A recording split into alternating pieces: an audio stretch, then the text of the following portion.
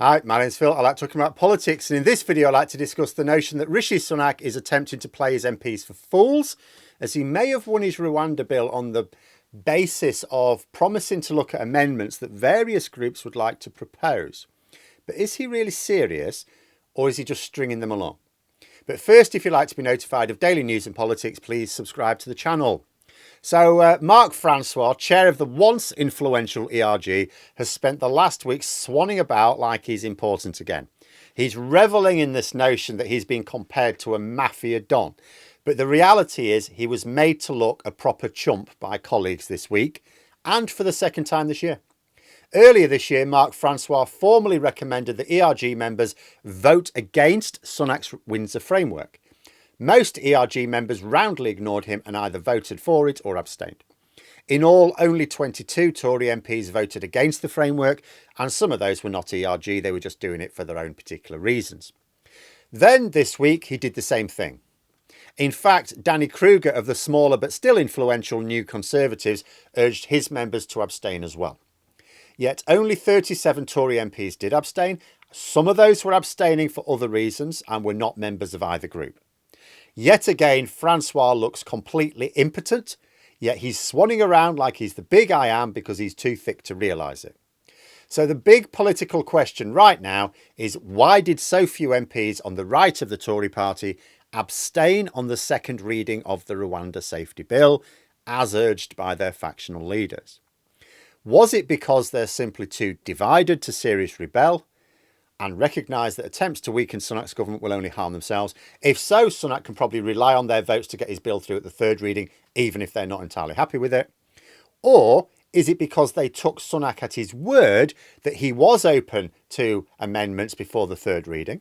Certainly Sunak promised that he would listen to their arguments, even get government lawyers to meet with their lawyers. But how serious is he about the prospect for the sort of amendments that various Tory MPs say they want? Especially as One Nation Tories want to amend the bill to make it more explicitly comply with international law. And the far-right groups want to amend the bill to make it more explicitly break international law. Sunak cannot amend it to do both at the same time. In fact, he's positioned himself to be unable to do either. So is Sunak just playing his MPs for fools? If so, will they rebel at the third reading, or will they have to support him in their own interests? And this idea that Sunak is playing his MPs for fools was put to Miriam Cates, one of the New Conservatives who did abstain this week. She tried to suggest that their lawyers would be having discussions with government lawyers about possible amendments, and Sunak had said, he's going to look seriously at that. But, said the interviewer, Rishi Sunak said in a press conference that his bill was the only approach. He said that going any further, even by a metaphorical inch, would mean the Rwandan government collapsing the deal. So those on the far right, like Miriam Cates, have got a couple of problems if they wish to see the bill changed to their liking. The first is that officially, the Rwandan government has said that it will not work with a deal which does not recognise international law. Now, I don't know how many people think they're serious, given that one of the international laws involved is not one to which Rwanda is a signatory to anyway.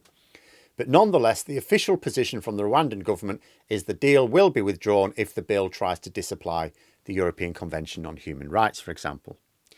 Now, you can try to argue that Sunak put him up to it, but you then have to accuse the Rwandan government of lying. And who is seriously going to argue that the government, our government, should adopt as its main policy the pursuit of an agreement with the Rwandan government if you're accusing them of telling lies? So far as anyone is concerned, if the bill is amended in line with the wishes of the likes of the ERG and the New Conservatives, then the Rwanda plan ceases to exist, literally killing the patient to cure the disease. The second problem they have is that the One Nation Tories, who exist in roughly equal numbers in the Commons, are not even entirely happy with the bill as it is now. Only they don't want what the far right wants. They want to amend it the other way. They want the rule of law strengthened in the bill. This group of more moderate Conservatives has indicated that it could not support the bill if it goes further on undermining courts or the rule of law. So we have a situation whereby about a third of the Parliamentary Conservative Party wants the bill to disapply human rights laws, at least as far as making them inapplicable to government policies. Another third of the Parliamentary Party insists that they will not accept any such amendment. Now, they could be bluffing, Or maybe this would actually represent a step too far for them. I think I'm also right in saying there are more One Nation Tories in safe seats than those on the far right. So although at the moment they're maybe roughly equal in numbers in Parliament, if there were to be a snap general election, I think we're going to end up with more One Nation Tories left than Tories representing the ERG or New Conservatives, in which case the One Nation Tories are probably more comfortable with that snap election. The Rwandan government also say they won't accept such an amendment, although they could also be bluffing. The House of Lords may not be inclined to pass the bill in its current form, let alone a form amended to undermine the courts even more. And what will the far right do then? Attack the unelected Lords, just making it easier for Starmer to abolish them? As for this spurious argument the far right are coming up with, Parliament that should be sovereign, not overruled by the courts. Let's get one thing clear. Parliament is sovereign, and the courts never overrule the sovereignty of Parliament, ever. If Parliament chooses to suspend all human rights laws in the UK, it can do so, and no court will block them. But Parliament does not want to suspend human rights laws. There are those in Parliament who value them. There are those who don't necessarily value them but would not welcome the international response against such a move. There are very few who want to disapply our human rights laws. People like Miriam Cates and Mark Francois and so on are talking as if they are representing the established will of Parliament. They are not. They are not. There are very few in Parliament who want to disapply our human rights laws either domestically or internationally. That is what people like Cates or Francois should be told every time they bring it up. Parliament is sovereign. It is the supreme power in the UK. When the courts overrule, they are not overruling Parliament, they are overruling the government. There is a big difference between the government and Parliament, which, okay, is not always appreciated amongst the public because our government is picked from Parliament. And that is where people like this manage to hoodwink members of the public. But Parliament is in actual fact sovereign. The government isn't, Parliament is. Parliament has decreed that the UK should be bound by the European Convention on Human Rights. The government is less committed, but they don't matter. They are subordinates. They are the subordinate executive to the sovereign Parliament. What the far right and the government want is to remain part of these international frameworks because Parliament will not in actual fact allow us to leave, but to pick and choose when it meets its obligation under these frameworks. In other words, we want to go to the gym but not pay our membership. And it is precisely because governments will sometimes seek to behave like this that the courts exist in the first place. They're not making laws. They're not overruling the sovereignty of Parliament. They are telling the government, which is subordinate, what the legislative will of Parliament is. And in this case, the legislated will of Parliament is that the European Convention on Human Rights holds in the UK. Simple as that. But going back to any little games that Sunak may be playing, is he taking his MPs for fools by promising to look at amendments that he has effectively already and very publicly ruled out? Possibly.